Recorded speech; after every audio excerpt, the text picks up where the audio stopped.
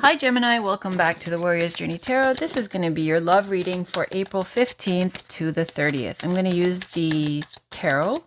Then we're going to pull a whole bunch of love decks. That's too quickly, but you know what? Let's just see. Six of Wands, Hangman. Oh geez.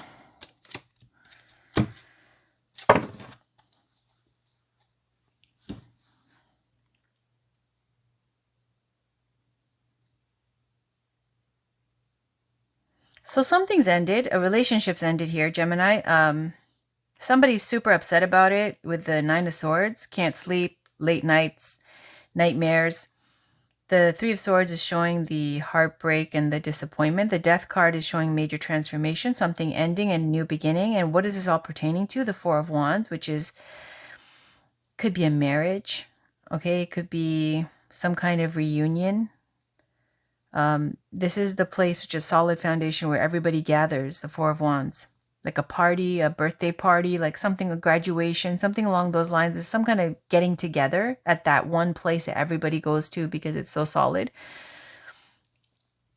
And then, you know, all these three are speaking to pain, breakup, heartache, sleepless nights. And the first two cards out is Six of Wands and the Hanged Man. Right? Like, it's almost like having some major success, right? Being super in demand, popular, looked up to, where everybody thinks your life is great. But secretly, in real life, with a hanged man, kind of feeling stuck, right? Maybe sacrificing your own happiness for some, oh my God, that's what it is. Sacrificing your own happiness for somebody else, maybe even your partner, the person you care about. Because it feels like it's pertaining to like that it couple, like that everybody looks up to and they, oh, I want to be like them. And then you got the Four of Wands where it's like, you know, underneath clarifying this story. It feels like you're staying in something until the person you're with can handle you leaving. And that there's this major transformation happening. Because you guys are like, with the Four of Wands and the Six of Wands, it's like you guys are the it couple that everybody thinks has it all together, that, you know, you have to show a good face. It's like, that's what I'm getting from here. So let's see. How do you feel about your person? How does Gemini feel about their person? How does Gemini feel about their person? So we've got Temperance on the bottom. We've got, see, Seven of Swords. And we've got these two. We've got, see, I told you. So how do you feel about your person? I'm gonna just move it over here. How you feel about your person. This is the clarifier. This is how you feel about your person. It's like the Temperance card. It comes up for patience, healing, putting things back into a healthy balance, blending families, things like that. You see this angel. It's a very peaceful, healing, tranquil energy, right? Where there's things at work that you have to wait for, divine timing. It's a major arcana, meaning it's like a fate card, not just free will. So there's other people's things coming into the mix that you have to wait on. So how do you feel about them? You feel like you are waiting for the right time. You are letting them heal. Perhaps you're letting your partner heal. And the Five of Wands is showing inner conflict. Like, it could be competing interests. It could be jealousy. This card comes up when you're flexing on each other. Who's more desirable? Like, you feel jealous of somebody that your partner's talking to. Maybe they feel jealous of someone you're talking to. And then you guys start talking to other people and trying to make each other jealous. And then it just escalates and gets ugly. Or it could be fighting, right? Just a lot of arguing, petty fights and stuff like that. It's just conflict, basically, Five of Wands. And then you've got Eight of Cups, almost wish fulfillment, which is 9. Eight of Cups is walking away. You really know that it's not going to work out, that this is not your wish or dream come true. So what's clarifying this at the bottom is Seven of Swords, right? It's a sneaky card. Like, if there's one word you want to associate with Seven of Swords, it's sneaky, right? Like, the swords is air energy, information. It could be peeking into things that's not your business, like hacking people's phones or stealing information or like cheating on something, like trying to start over, and it's a little messy and not super successful, but you know, it's a trial and error process kind of thing. So it looks like you're waiting to bounce. That's what it looks like. Okay, let's see what the person you're dealing with, how they feel about you. How does Gemini's person feel about them, and how much you want to bet they love your butt off? Okay, so let's see. Okay, this is too much, but I'll just take a peek. Marriage. Loyalty, like somebody who wants to build a kingdom with you. Third party, possibly feeling left out in the cold, scared, fearful, dependent, in love, independence. Okay, so let's keep going. I'm going to take, how does Gemini's person feel about them? How does Gemini's person feel about them? And then we'll clarify with a bunch of love oracle cards and then one regular card, one regular oracle deck. How does Gemini's person feel? I'm going to put this here because it's separate. How does there we go. See, they think you're cheating. They think you're doing something wrong and you're taking advantage, and that it's come to light with the Sun card. Right? The Sun card is the happiest card in the deck, but it also speaks to truth, everything being aired out in the light of day, nothing hidden, right? It speaks to happiness, joy. You make them happy. Like they love you. You make them super happy. This is a card of joy. You might even have a kid together.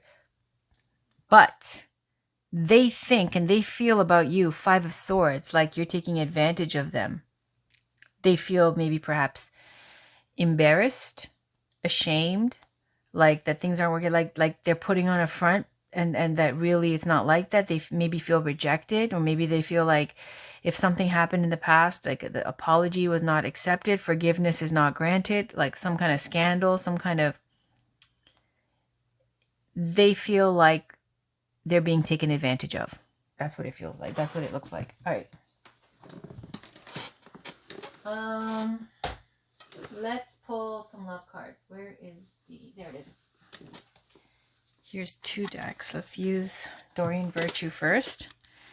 Can we get a love oracle card, please? Spirit guides for Gemini for April 15th to the 30th. What does Gemini need to know?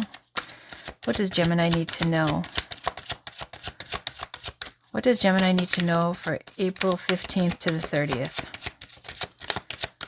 What does Gemini need to know for April 15th to... There we go. You deserve love. You are lovable.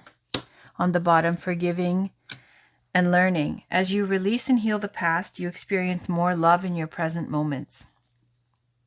So you deserve love. You're lovable, forgiving, and learning.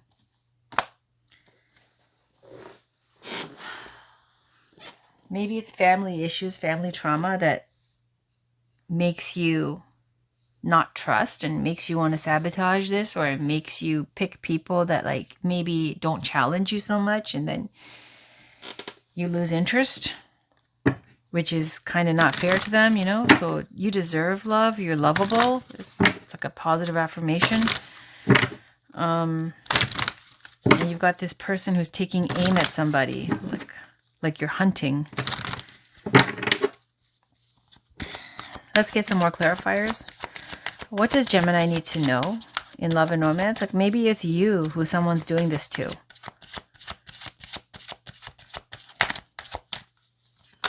Retreat. Why is there this other deck in here? Well, I'll take it anyways. Mature woman. So this could be you, Gemini.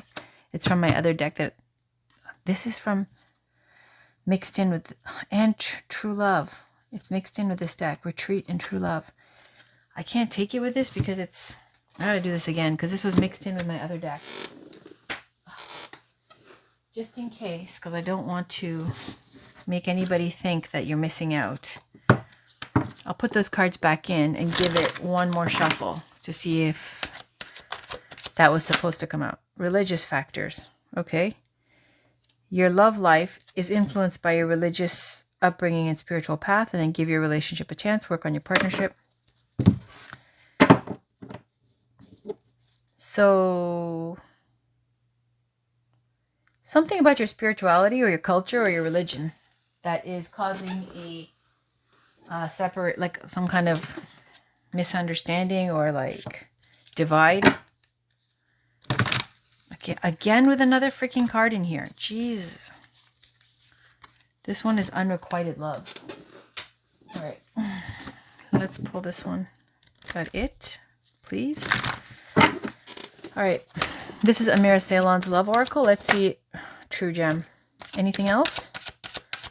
True gem. True gem.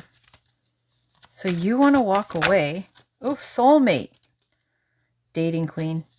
True gem soulmate.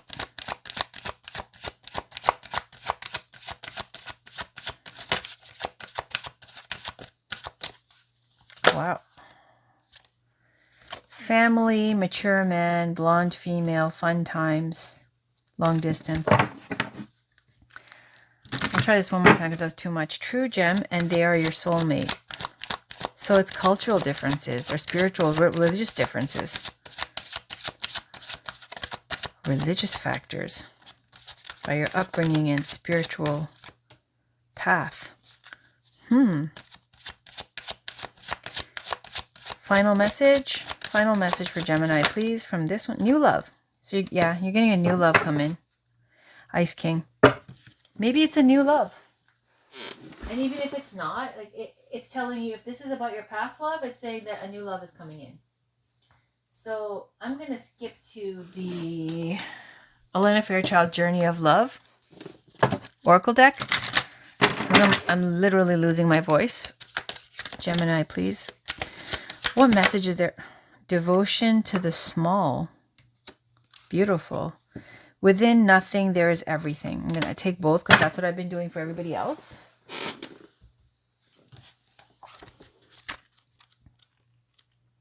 So there's the message and then there's a poem. Devotion to the small. She bows. She honors growth. She sees that within the smallest flower there is the teaching of the earth, the gospel of Gaia, the mystery of life demonstrated. She recognizes that she too is of nature, subject to the mysteries of growth and life that is honoring nature in taking pleasure in life. She opens her heart to allow great creation to happen through her. This is the feminine wisdom, alive in men and women with open hearts. There is an innate wisdom within you that understands this devotion to the Earth Mother as an important step in fulfilling your spiritual destiny on this planet. She's speaking to you now, letting you know that there's a small change happening, something that is growing within you that you may recognize but not think is so important. Yet she tells you now that it is very significant. Soon you will see that what you thought was a seed to yield a single flower is actually blossoming into a lush garden of manifestation. Gratitude and love for the small changes happening are leading you into fullness that you can only dream of. Enjoy. The message of this oracle for you is that your blossoming is occurring now, and the Earth Mother has gratitude for your presence within her being, for the work you are doing to help other human beings. She asks for you to surrender any concern you have to her, to let her creative power continue to gently guide you into your rightful place in the world, that you may shine as you were born to do in service to the evolution of this planet. She is helping you now. Trust her. And the poem says, a flower is a poem that tells you the truth of a thought, in the fragrance of a dream, as fleeting as a heartbeat, as lasting as a memory. Devotion to the small. Maybe it's something to do with, maybe they have a problem with your background, something to do with your spiritual beliefs. So 2,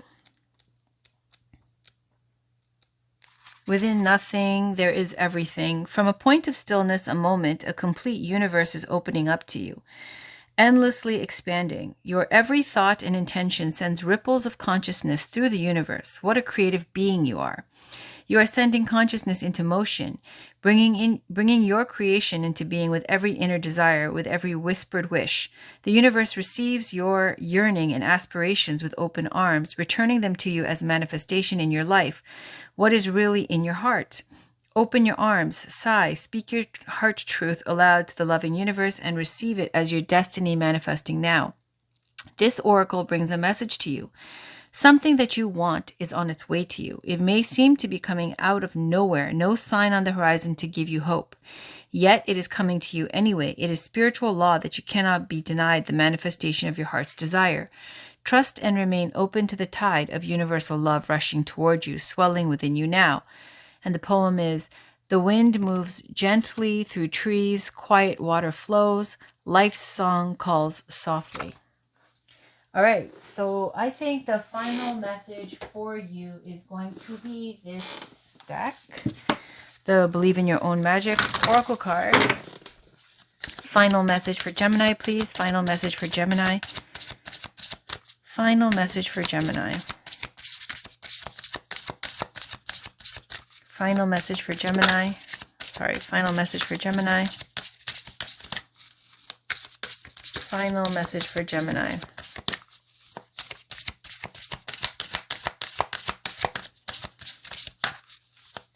Final message for Gemini.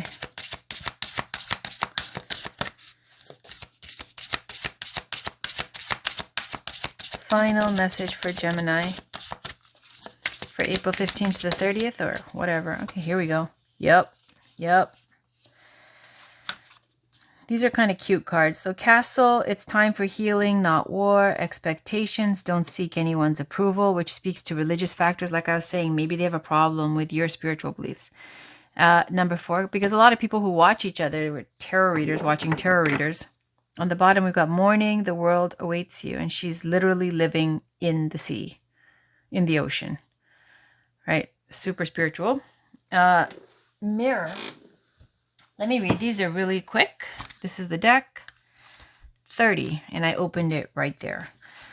It says, it's time for healing, not war.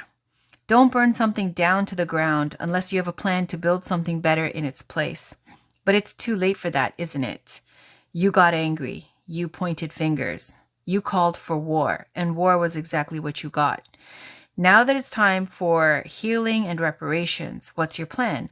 You need to take the same initiative and determination you had when this started and figure it out. Never neglect your intuition. Honestly, I support that. Burn it to the fucking ground. Who gives a shit? Okay, 12. Better to burn it to the ground than have like some kind of rot just like eat away at you slowly. Like a clean kill, a quick chop it off is much better to me. So while it's saying this, it's just kind of cautionary to go temper your speech and your actions just a little bit. Like what it depends, especially like for people who've been through things or whatever, and you're just sick of the BS. And when someone tries to run game or pull something or take advantage and they don't understand how generous and kind you're being, that you want to, you get pushed and pushed and pushed to a point, and then they do something that's going to trigger you, and then this happens. So, I feel like they probably deserved it, but at the same time, the tarot and the oracle decks are saying maybe you want to just hold it back one notch. All right, 12. Don't seek anyone's approval. People will always have their own expectations of who they think you should be. Their opinions are almost always based on restrictive societal norms, and therefore are extremely unrealistic. No matter what they tell you, remember that you have permission to be whoever the fuck you want to be. It is you whoever it is you wish to be. You don't need anyone else's approval, only yours. So again, this is I told you, the religious factors. If somebody has an issue with your spiritual background or your spiritual beliefs, especially if you're a tarot reader or something like that, because, then you're a devil worshiper or some shit because they're stupid. Anyways, so expectations, don't seek anyone's approval. Castle, you just burn it to the ground. Now the final one is mirror. 4. Which has been huge with people in relationships, mirroring each other. It's like no trust. Treat your body like the palace it is. You've been feeling self-conscious as of late, but the answer isn't to change anything about yourself. The answer is to learn to love the body you've been given. Avoid those crash diets, that extreme exercise, or any other unhealthy behavior. Take strides toward a healthy mindset that accepts yourself as you are, not what you feel pressured to be.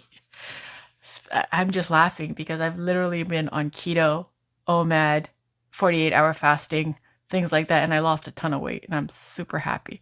But this deck is very like inclusive and very like, go girl.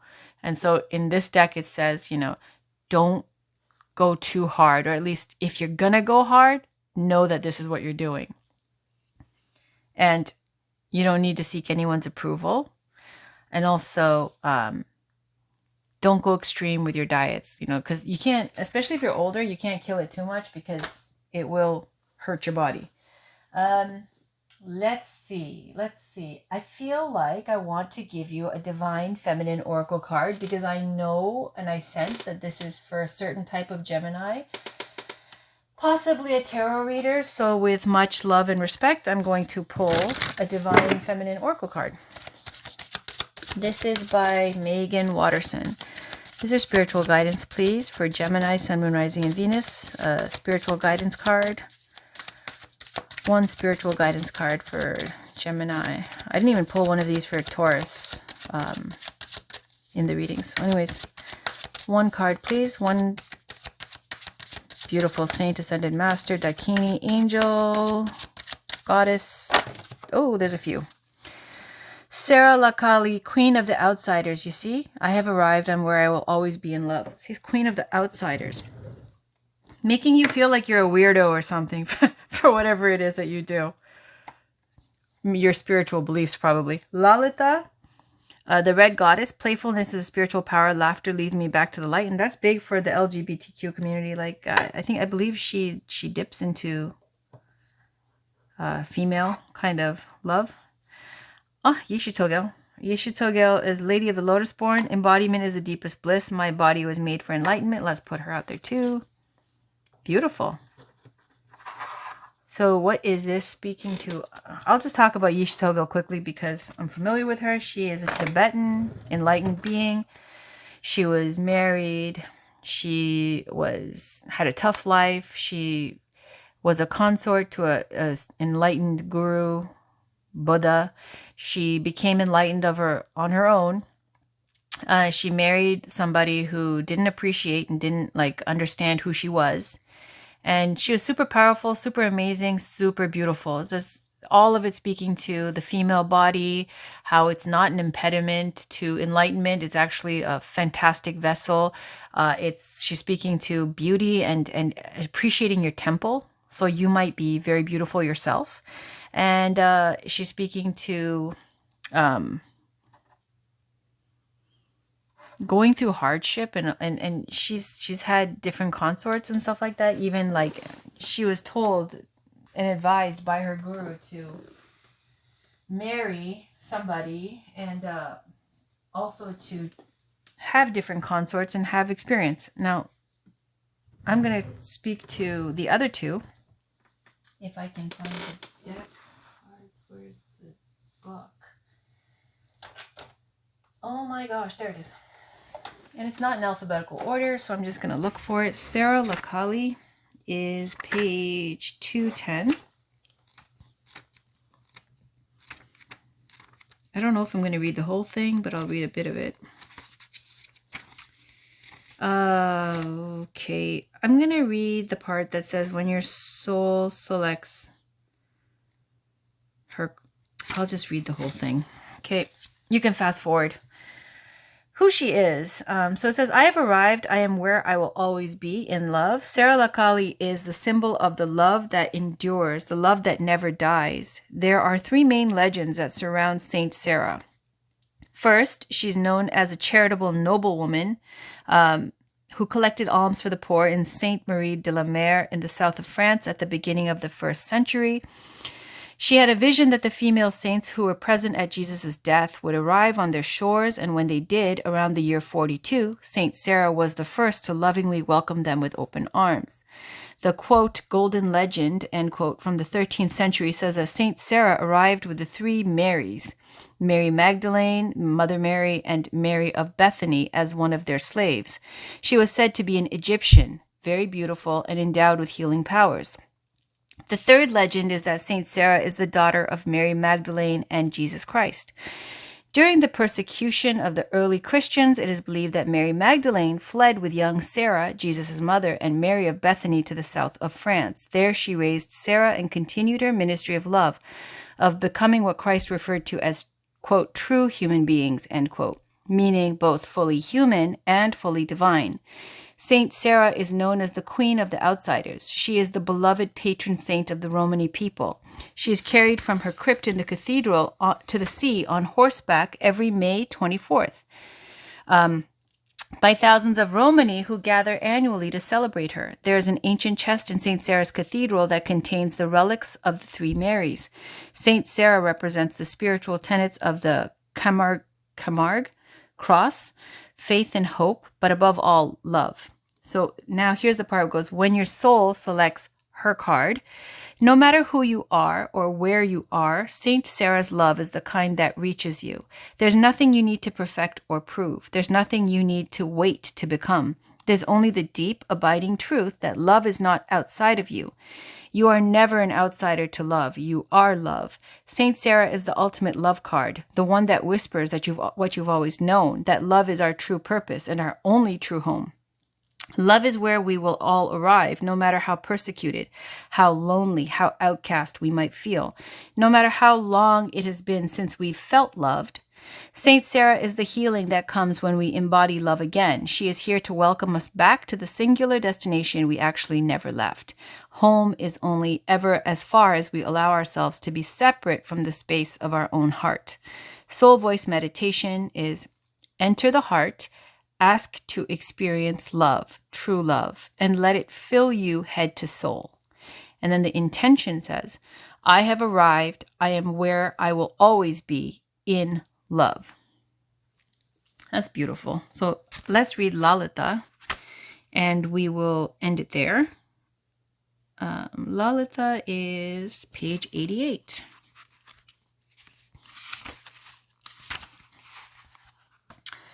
So it says, playfulness is a spiritual power. Laughter leads me back to the light. Who she is. Lalita represents the spontaneity that graces a heavy moment and reminds us that joy is a powerful spiritual practice. Lalita Tripura Sundari is a Hindu deity, sorry, I didn't try to pronounce that properly, known as the Red Goddess because of her connection to desire. She is often depicted sitting on a lotus with 16 petals, known as the, quote, fulfiller of all desires, end quote. She is holding a golden bow that represents the mind and 5 golden arrows that represent the 5 senses. And the ancient devotional text dedicated to her, the Lalita Sahasranamam, is a list of her 1,000 names, isn't that beautiful, that fulfills all of the desires of a devotee simply through its recitation. That's freaking awesome. One of Lalita's main names is, quote, she who plays, end quote. The Sanskrit name Lila means divine play. Lalita loves when her devotees are able to move beyond dualities to the point where we are not separate from what we desire. She loves puja, or ritual worship, for this reason, because it moves us from out of our ideas and thoughts of the divine and into our hearts, where we can experience the divine directly. Lalita is known for her spontaneity and for liberating her devotees with joy. She's the consciousness that comes when we get so caught up in taking ourselves seriously that we forget the, quote, brackets, profound, simple pleasures like sunlight on our face or the taste of a ripe strawberry. She's the delicious moment when we remember that we don't have to take everything, especially ourselves, so seriously. We don't have to be perfect or know the right mudras or yoga poses or chant for hours on end. What's divine is inherent in us. It's remembered, not learned. So when your soul selects her card, answers arrive from disengaging with the energy that created the problem or question to begin with. We so often hold tight to what we desire with a grip that actually inhibits it from arriving. And we often take the soul by the collar and demand to know an answer right now. But when a desire is an imperative, there's an inability to be playful, imaginative, and childlike with how and when that desire will arrive. The secret to desire is holding it lightly. The secret that the Red Goddess knows is that we already have everything we desire, so we can trust that what the soul craves is and always has been ours. This is the levity that sparks a shift, a change, an expansion. This is the moment that we remember we are not separate from what we desire or from the divine. Lalita is that brilliant moment in a fight between lovers or friends when suddenly someone mispronounces a word and both crack up laughing. She's the levity that comes when we loosen our death-like grip on what we think we desire. She's the gorgeous, much-needed reminder that we don't have to suffer our way to what we want most. The path to what we desire and to becoming the soul we need to be in order to receive it can be paved with joy, with divine play, and with the sacred process of lightening up along the way. The soul voice meditation says, how can I add more playfulness to my life right now? And the intention is playfulness is a spiritual power. Laughter leads me back to the light. So I'm just going to give my 2 cents on this one, which is, yeah, that can work, right? You can have issues in your relationship, but we've got issues here where you are feeling like an outcast because somebody's judging you based on your spiritual beliefs. And even though you're fighting and you might feel disrespected where you want to bounce, Lalita is saying like, yeah, you can like have levity and, not be so serious and enjoy and not take yourself so seriously. But at the same time, when someone's pulling that kind of thing on you, right, you can still be spiritual and stay, in a high vibration while you check them, right? And you go, I wouldn't even laugh at that stuff. I'd just be like, okay, right. I wish you well later. Right. So she's saying, I think for your own sake, not to take yourself too seriously. Don't take it so to heart. Like, remember the beautiful, lighthearted things of play and playfulness. Remember your playfulness. Remember your light. Remember your beauty. But don't let people do that to you. All right, so that's your reading for April 15th to the 30th. I will see you back for your weeklies. Take care.